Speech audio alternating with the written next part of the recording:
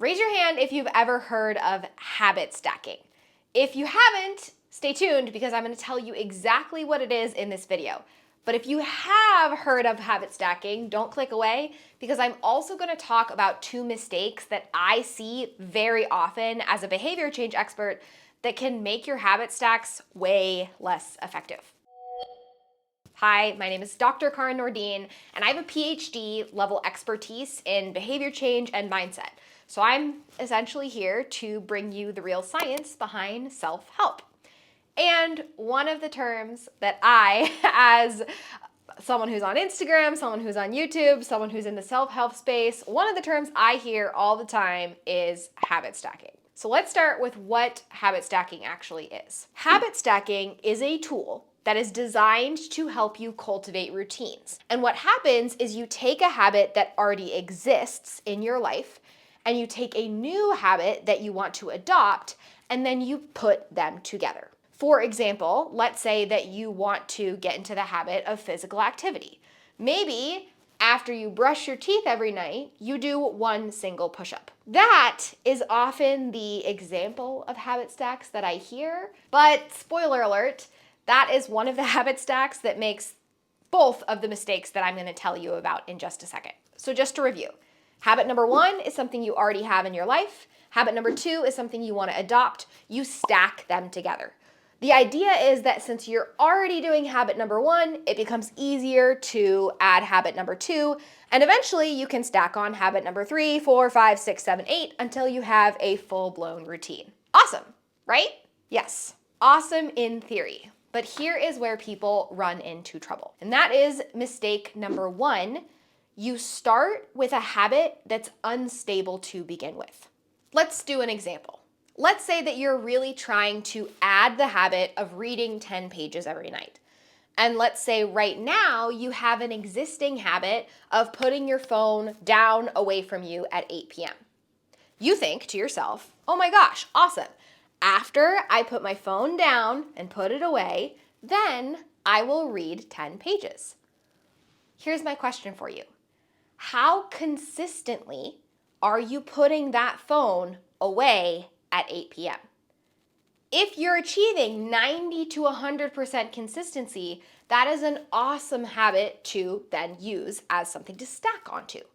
However, what a lot of people do is they choose habits as a basis that they're not actually doing as regularly, or they're only choosing habits that they do in the most ideal circumstances and situations. I'll give you another personal example from my life. One of the things that I am trying to do more often is meditate. I'm trying to get in 5 minutes every single day. Originally, I had that stacked with the habit of working out. So I would go to the gym, do my workout, I would go into the yoga room, I would sit down on a mat, and I would meditate. That was awesome, except the days that I skip the gym are the same days I need meditation more than other days. And yet, those are the days that habit stack isn't going to be present. Because if I get stressed, that can impact my gym adherence. So instead, I want to tie that new habit of meditation to a habit that I'm doing no matter what, that I'm doing even on my worst days. So a better stack, this is actually what I'm doing now, is that after I drink my coffee in the morning, I meditate for 5 minutes. This is awesome because it means that I am awake enough to actually stay awake while I'm meditating, but also I drink coffee even on the days that I'm really stressed. Even if I wake up early, I drink coffee. If I wake up at 10 a.m., I drink coffee.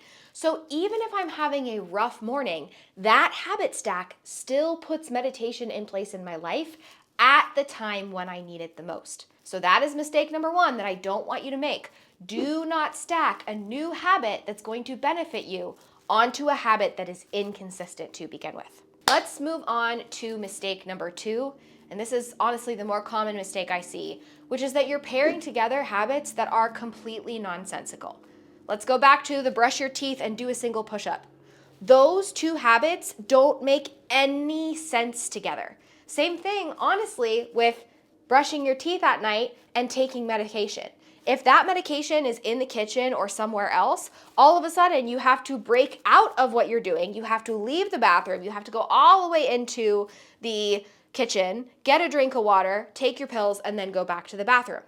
That's not an effective habit stack because habit stacks should be easy for your brain to understand. They should be tasks that are similar in terms of energy level or similar in terms of theme. Let me tell you about another bad example that I hear. Often I see people say, okay, after I drink my coffee in the morning, then I'm gonna do 30 minutes of physical exercise. Let me ask you this.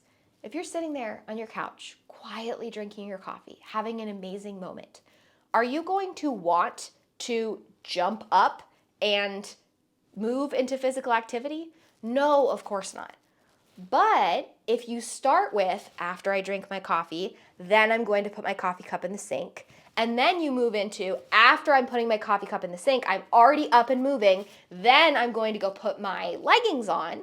After I put my leggings on, then I'm going to go do my workout.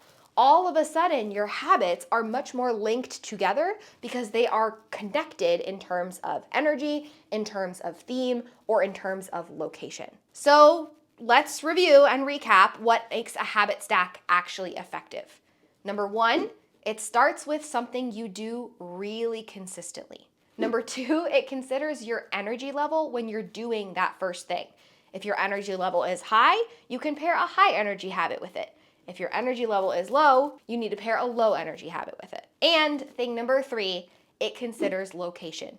You don't want to be bebopping all over your house because that is just going to distract you, make you think about other things, and prevent that habit stack from actually turning into the routine it deserves. Now, what I want to hear from you in the comments is, what habit stack are you going to try out? I want you to tell me one behavior that is really consistent in your life and one thing that you might stack on top of it. And let me know how it goes over the next couple of weeks. If you decide that you need a little bit of help, a little bit of education, a little bit more change knowledge in your toolbox, make sure you check out my Change Academy membership because I teach stuff like this every single month. It's essentially a workout membership, but for your brain, so you're learning those change skills that you need to actually become the new you.